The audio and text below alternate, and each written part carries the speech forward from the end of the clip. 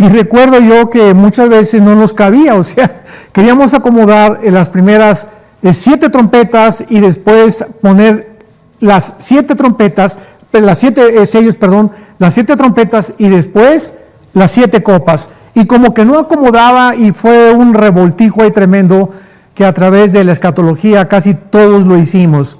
Pero cada vez estamos aprendiendo más y recordamos esa frase de la Biblia: lo que sabemos, no lo sabemos como lo deberíamos de saber.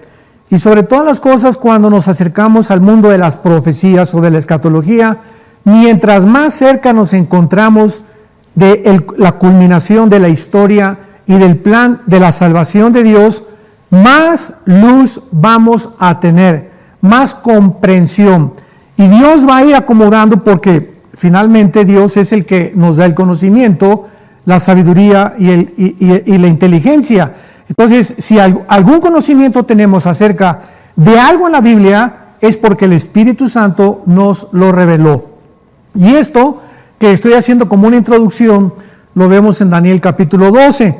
Ahí hace 2600 años que el ángel le dijo a Daniel: Daniel, te voy a revelar ciertas cosas que ni tú siquiera vas a comprender. Tú simplemente escríbelas, porque están selladas hasta que pasen aproximadamente 2600 años, que es la época en la que nosotros nos encontramos, para que podamos nosotros comprender lo que por muchos siglos el Espíritu Santo no le quitó la llave, el candado a lo que Dios tenía escondido.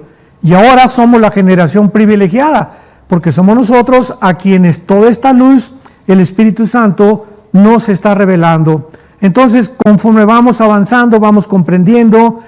No se podía comprender nada en el siglo XX hasta 1948, cuando los judíos regresan.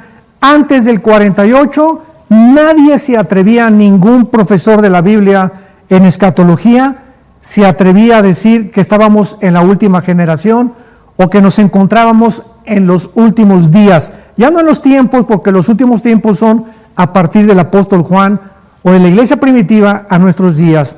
Pero viene el 48, cuando Israel regresa y recobra su identificación nacional, y a partir de ese momento pues ya comenzamos a poner las piezas del rompecabezas, porque Israel era necesario que regresara a su tierra para que pudiéramos comprender verdaderamente que estamos nosotros viviendo los últimos días de la historia del ser humano.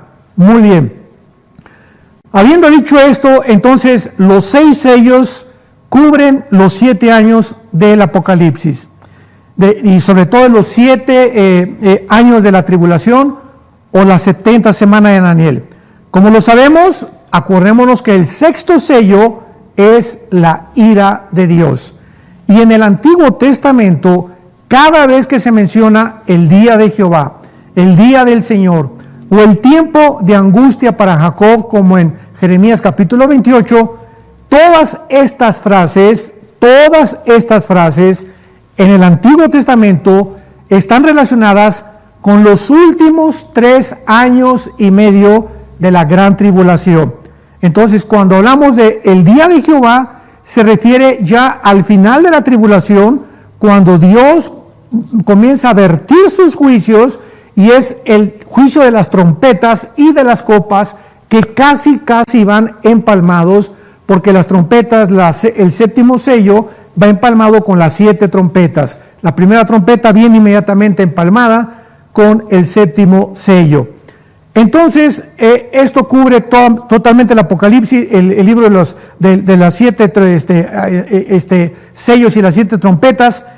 Y una vez que hemos examinado las primeras 5 trompetas, vamos a continuación a analizar la 6ª trompeta, que es de mucho interés, donde ya el juicio no es ecológico, ya es contra los seres humanos.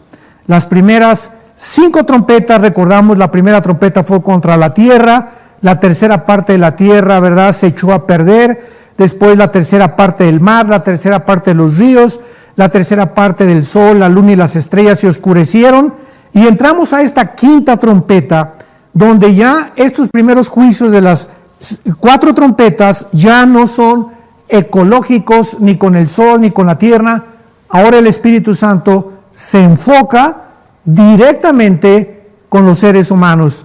Y lo que vamos a leer y lo que vamos a estudiar es asombroso, tremendo, es horripilante para los habitantes que van a estar viviendo en esta época en el planeta Tierra. Dice así el capítulo 9 del Apocalipsis. El quinto ángel tocó la trompeta y vi una estrella que cayó del cielo a la tierra y se le dio la llave del pozo del abismo. En primer lugar, cuando nosotros vemos la palabra estrella, el 90% de las veces en la Biblia se refiere a los ángeles. Y así lo tenemos en el libro de los jueces, lo tenemos en el libro de Daniel, lo tenemos casi en todo el Antiguo Testamento, en Job capítulo 38, cuando las estrellas, dice la Biblia, estaban alrededor de Dios alabándolo por la creación, que se refiere a los ángeles. Entonces aquí pues desde luego, ¿verdad? No es literal, no es una estrella. Es imposible también, y va contra toda lógica, cuando habla la Biblia que una estrella cae del cielo y se le da una llave. Entonces esto es un ángel. Y los ángeles son los que forman parte de una forma vital en todo el libro del Apocalipsis. A ellos Dios les encarga que ellos vayan y ellos lleven a cabo sus juicios, se aparezcan, detengan el aire, aparezcan con el fuego, etcétera, etcétera, etcétera. Entonces vemos que es un ángel que cae del cielo a la tierra. Juan vio inmediatamente que este ángel tenía una llave, y esta llave era de un lugar que la Biblia le llama el pozo del abismo. Y aquí podemos profundizar muchísimo y extendernos un poquito más también, porque esto es algo asombroso. La palabra abismo, desde la palabra hebrea hasta la palabra griega, comienza desde el versículo 2 del libro del Génesis. Capítulo 1 del Génesis, versículo 2. Dios hizo los cielos y la tierra, etcétera, etcétera, y la tierra se convirtió, se volvió en un estado caótico de desolación, estaba completamente despoblada, las tinieblas cubrían la tierra, el agua cubría la tierra y el abismo se encontraba ahí en medio de la tierra. ¿Qué significa esto? Cuando ya nos trasladamos nosotros al Nuevo Testamento, nos damos cuenta que hasta el Nuevo Testamento se nos revela que el abismo es una prisión. Está en el centro de la tierra y ahí se encuentra todavía, ahorita en el siglo XXI en que nos encontramos. Ahí está todavía el abismo, porque el abismo es la prisión de los demonios y algunos ángeles caídos. Vamos a ver que hay un ángel caído que está como jefe de esta prisión, pero es la habitación o la prisión temporal, se podría llamar así de esta manera, valga la redundancia, de los demonios. Muy bien. Si la palabra abismo en el versículo 2 del Génesis 1 aparece, ¿qué significa esto? Porque en Génesis 2 dice la Biblia que Dios todo lo que hizo fue bueno. Entonces, ¿cómo podía haber aparecido la tierra con un lugar o con una prisión donde ya nos damos cuenta que antes de que nosotros existiéramos, antes de que el ser humano fuera creado, Adán y Eva fueron los primeros seres humanos que Dios creó? La Biblia es muy clara que los ángeles fueron creados antes que nosotros. Dice en Hebreos 11, versículos 2 y 3, que las cosas que no se ven son más reales que las que se ven. O sea que el mundo invisible es mucho más real que lo que nuestros 5 sentidos pueden percibir o palpar.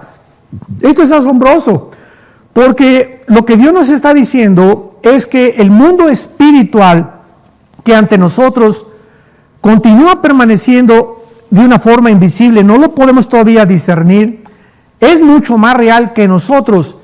Y las criaturas que Él creó, como los ángeles, los caídos y los que permanecen con Dios, de los demonios, vamos a ver ahorita de dónde salían los demonios, etcétera, etcétera, Todas estas criaturas y todos estos seres divinos tienen acceso a nuestro mundo visible, físico, terrenal. Los ángeles pueden entrar al planeta Tierra y cambiar su cuerpo, o sea, transformarse de lo invisible a lo visible. En otras palabras, se pueden materializar, que fue lo que Cristo hizo cuando atravesó la casa y se les apareció a los discípulos. Nos acordamos que de repente Cristo atraviesa la pared y le dice a Tomás: acércate y pon tus manos en mis manos y toca con tu mano mi costado. Y Cristo tenía un cuerpo que pudo atravesar la materia molecular, física, terrenal, y al mismo tiempo se pudo materializar. Y cuando Tomás tocó las manos de Cristo, estaba tocando algo completamente material, visible y terrenal. Así que esta es la composición de los cuerpos de los ángeles. Entonces, la pregunta que nos atañe es la siguiente: ¿cómo pudo Dios haber creado todo bueno y haber dejado que el abismo permaneciera dentro de la tierra? Bueno, tenemos que leer bien la Biblia, porque recordemos que dice la Biblia que todo lo que Dios creó, o sea, del versículo 3 en adelante, cuando Dios dice sea la luz, ahí comienza la volver a crear otra vez todo lo que el planeta Tierra perdió con la caída satánica de Lucifer y los ángeles, que lo explica Isaías capítulo 14 y Ezequiel capítulo 28 y también Ezequiel capítulo 31. Todo el capítulo en 31 de Ezequiel, los invito a que lo lean. Ahí habla claramente de qué forma Satanás, Lucifer, en la forma del asirio, así se le denomina, estaba en el Edén antes que Adán y que Eva. Muy bien. Entonces todo lo que Dios creó es bueno, pero esto que ya estaba, ¿verdad? Pues Dios no lo creó, ya formaba parte de la antigua creación. Satanás ya estaba en el huerto del Edén, y tampoco Dios lo creó cuando creó a Adán y Eva. Él formaba parte de la antigua creación. Entonces, antes de esta creación, el pecado, es lo que quiero decir, el pecado ya existía.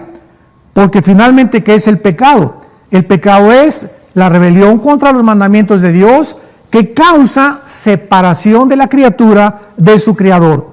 Cuando Lucifer, Isaías 14, del 12 al 14, se rebela contra Dios, en ese momento se separa de Dios, en ese momento Lucifer cae en el pecado y la comunión con Dios ya no es igual, y es arrojado a la tierra, donde él comienza, ¿verdad?, a levantar este mundo, y donde la rebelión final fue en el universo que nos rodea actualmente, y esta es la razón por la cual él fue condenado.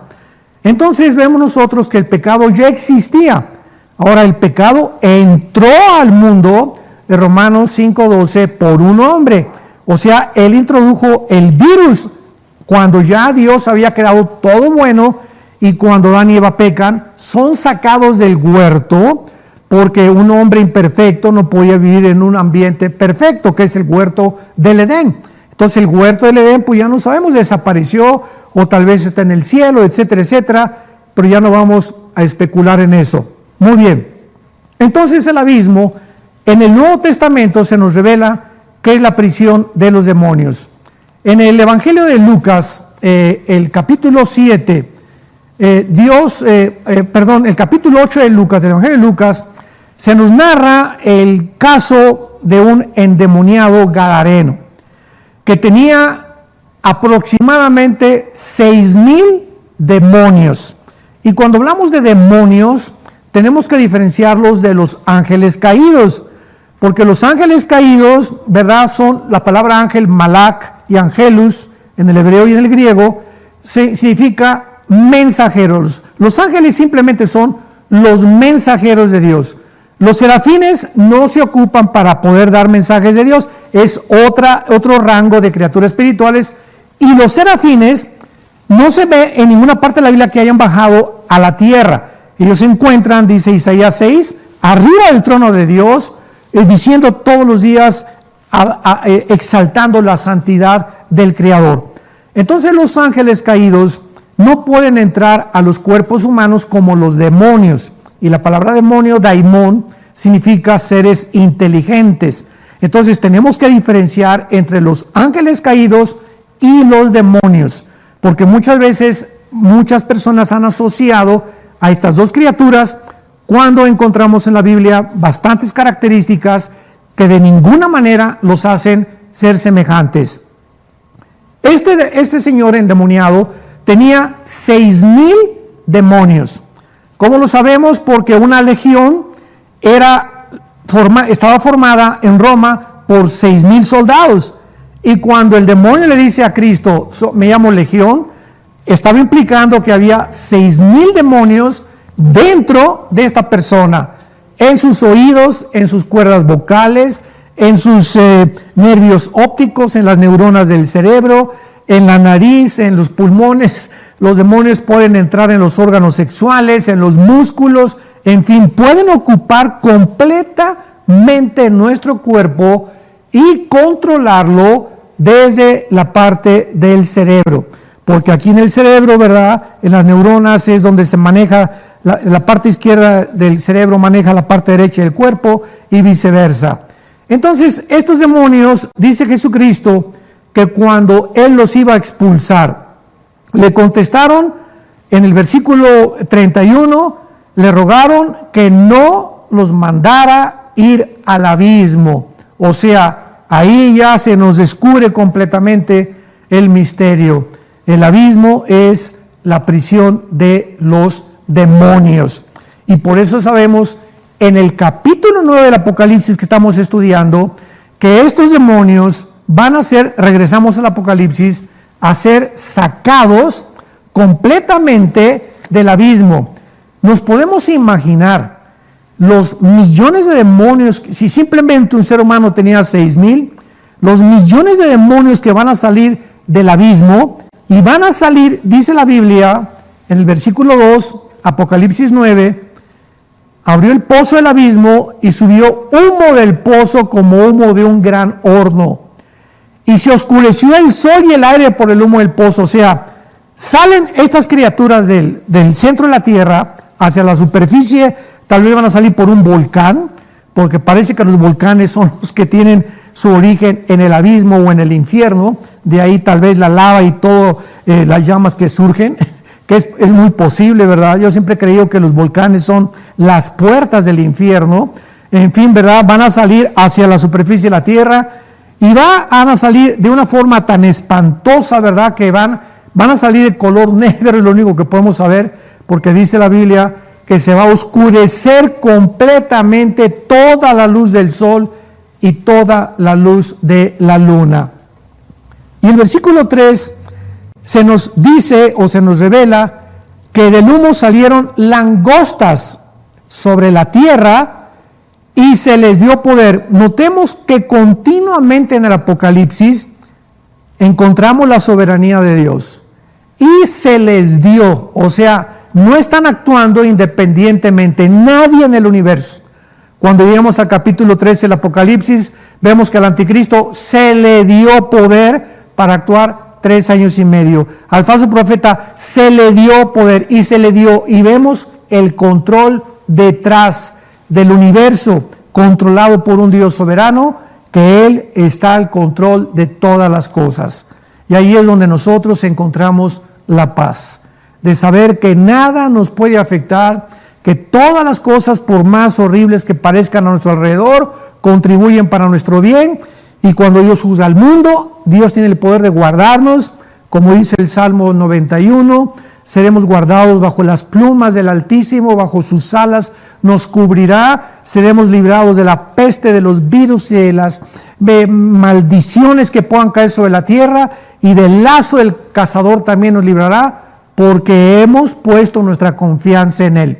Acordémonos que dice Pedro en su segunda carta, que somos guardados por el poder de Dios mediante la fe. Cuando un cristiano deja de creer, cuando un cristiano es presa del temor, del miedo, y comienza a alejarse del contacto con la Biblia y de Dios, Dios ya no tienes, pierdes la energía divina del Espíritu Santo que nos capacita para poder enfrentar lo que nos está rodeando. Por eso es tan importante que siempre se recuerde en la Biblia que velemos y que oremos continuamente velar y orar para que no caigamos en las trampas que están a nuestro alrededor y en las tentaciones que todos los días está el diablo lanzando sobre nuestra vida.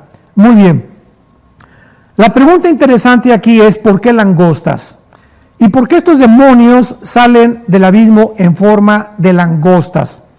Y es interesante porque dice el versículo 4, veamos por qué se nos va adentrando más y más, que entonces se les manda a estos demonios en forma de langostas que no dañen la hierba. O sea, ellos tenían órdenes de Dios, esto no toquen, esto sí, esto no, esto sí.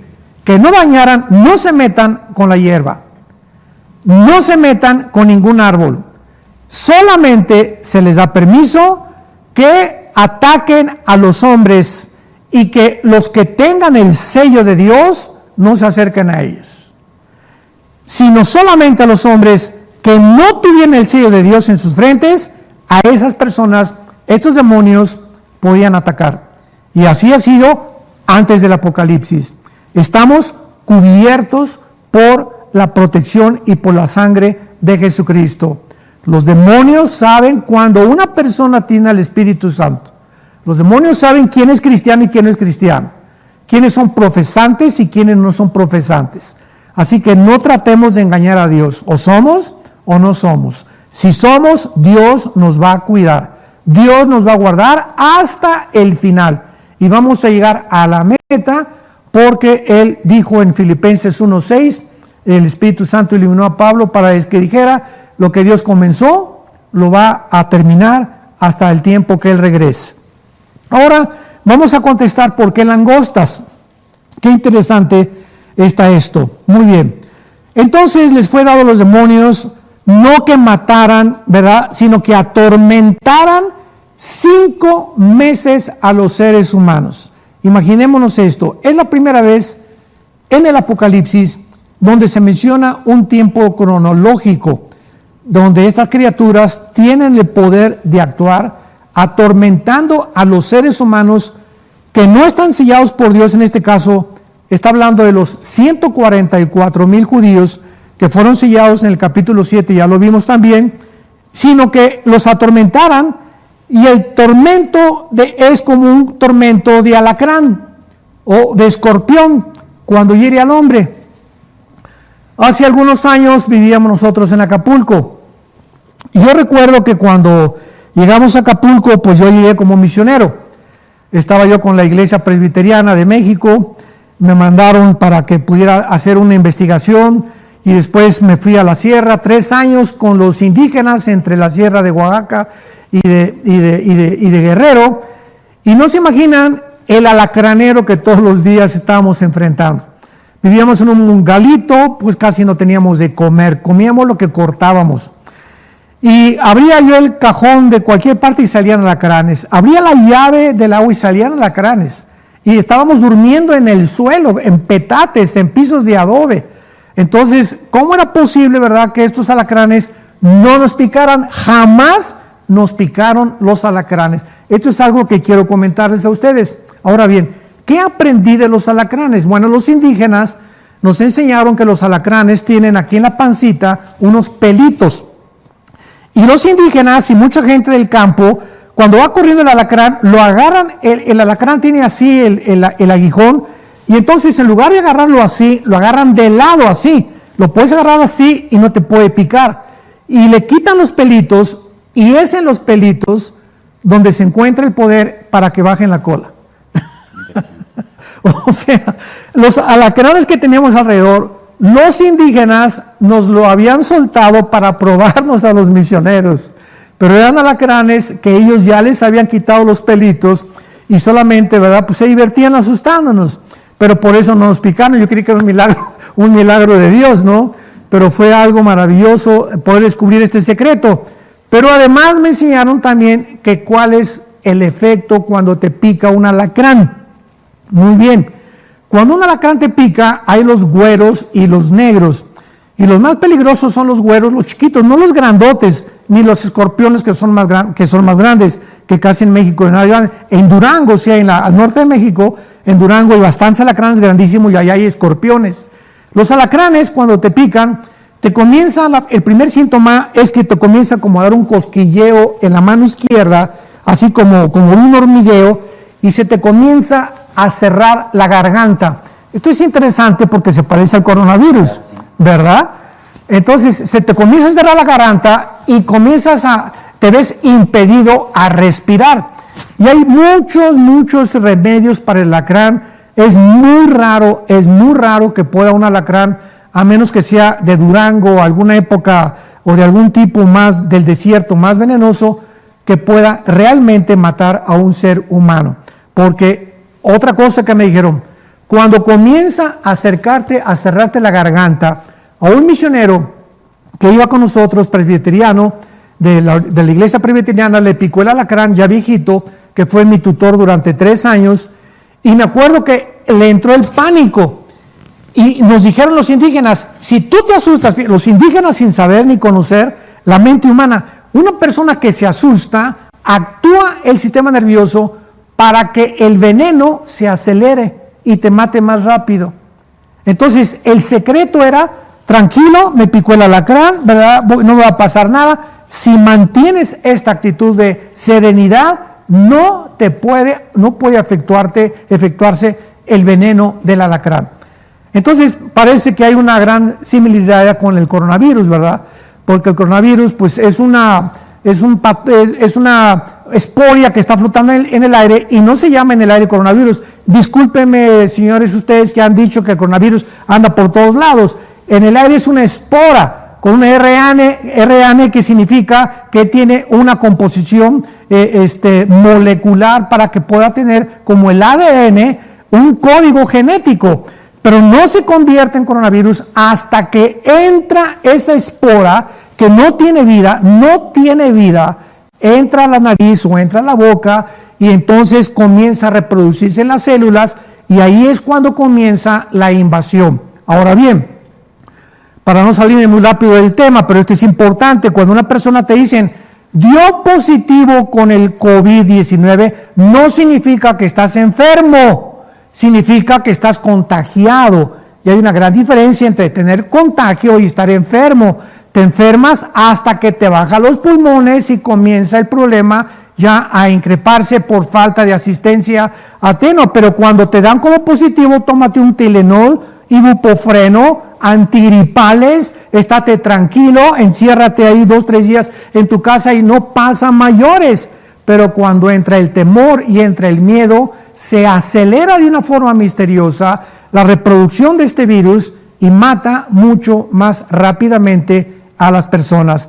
Pero no vamos a seguir ya con el coronavirus porque no se trata de eso ahorita, pero fue una cosa interesante porque los seres humanos en la quinta trompeta van a ser atormentados y van a sentir que se ahogan, van a sentir que se están asfixiando, pero no se van a asfixiar. Qué horrible va a ser eso. Qué tremendo va a ser eso. Me ahogo, no, pero no se van a ahogar. O sea, esa sensación de que te estás ahogando es horrible, porque muchas veces la hemos experimentado con otras enfermedades. Y la clave en el versículo 5 de por qué son langostas, dice entonces que les fue dado que las mataran. Y es interesante porque dice en el versículo 5 que les fue dado que los atormentaran 5 meses. Y cuando examinamos las vidas de las langostas, descubrimos que duran 5 meses. Pero algo que es tremendo es que las langostas no tienen capitán, no tienen como las hormigas. Dice el libro de Proverbios, hablándole a los holgazanes y a los flojos que no quieren trabajar, mira la hormiguita, tú flojo que no junta ni amontona, y en el verano amontona su comida, y nadie les da órdenes. O sea, las hormiguitas, ¿quién puso en ese cerebro minúsculo las órdenes de por qué iban a ir por un granito de piedrita, dónde lo iban a poner? Cada una sabe dónde poner el de esa, y nadie les dijo cómo los pusieran. No tienen capitán, dice Salomón de las hormigas. Esto a mí me asombró cuando yo lo leí, porque dije, esto es solamente obra de Dios. Traen un chip, todas las hormiguitas traen un chip en su código genético, donde ya traen instrucciones como si fueran robotitas para saber exactamente qué van a hacer. no necesitan capitán. Y así Dios las diseñó para que aprendiéramos. Que no necesitamos que nos digan, haz esto, haz aquello, o pórtate bien. Tiene que nacer de nosotros el poder hacer las cosas para que Dios lo pueda ver, que nos nace hacer la obra de Dios sin que nadie nos tenga que estar diciendo, haz esto o haz aquello. En fin. Entonces las langostas van a durar 5 meses, que va a ser el tiempo del tormento de los hombres. Y había otra pregunta muy importante. Sí, la pregunta es, ¿qué clase de seres son los descritos en esta trompeta? Correcto, muy buena pregunta también. ¿Qué clases de seres? Vamos a ver ahora qué forma adquieren estos demonios, y esto nos va a dar otra revelación tremenda con la tecnología del mundo moderno, porque dice en el versículo 6 que los hombres van a buscar morir y no van a poder, la muerte huirá de ellos. Y el versículo 7 de Apocalipsis 9 nos dice el aspecto de las langostas. Pongamos atención. Eran semejantes a caballos preparados para la guerra. O sea, que traían una fuerza impresionante como un caballo. Dice en el libro de Job, cuando Dios le revela a Job las características de los corceles, que el caballo no tiene miedo. O sea, el caballo tiene un jinete arriba y se enfrenta, acuérdense, ejército contra ejército, como antiguamente peleaban, y los caballos no comienzan a frenarse, no se enfrentan y chocan unos con otros, porque así los diseñó Dios. Son animales diseñados especialmente para la guerra. Entonces, estas langostas o estos demonios se les compara con caballos porque no tienen temor ninguno. Van contra el que se van y sabemos que nada los va a detener. En segundo lugar, dice que en las cabezas tenían como coronas de oro. Esto nos habla que estas coronas, la corona implica gobierno o dominio o control. A estos demonios, recordemos, se les dio. Les voy a dar un poder venido delegado por Dios y ustedes van a hacer esto que yo les mandé porque es una autoridad que yo les he conferido, dijo Dios. Entonces, estos demonios se retratan con coronas de oro, simbolizando el poder o la autoridad divina que se les permitió llevar a cabo. Número 3, y aquí entramos ya en materia, las caras como caras humanas. Número 1, apúntalo. 2, cabello como de mujer, también es humano, o sea, la cara y el cabello como de mujer. 3, los dientes como de leones, un animal feroz, cruel y sanguinario. 4, corazas de hierro y sus alas como el estruendo de muchos carros de caballos y colas como escorpiones. ¿Qué es lo que la Biblia nos está revelando aquí? He leído algunos comentarios de este pasaje del Apocalipsis y muchos han dicho que pues son helicópteros, que son drones, etcétera, etcétera, pero la grande equivocación, lo que no se puede sostener ya, de que son drones o de que son helicópteros o de que son cosas modernas, es que nos dice en el versículo 11 que tienen un rey y que el rey de ellos es el ángel del abismo, que se llama Abadón y en griego Apolión. Entonces los helicópteros, ¿verdad? I am glad that it's how it is. You are my dearest friend, with whom I have never kept any secrets. You know me the way I am, and I know the real you, and that's what makes our walk of love so special. You are my dearest friend, with whom I have never kept any secrets. You know me the way I am, and I know the real you, and that's what makes our walk of love so special.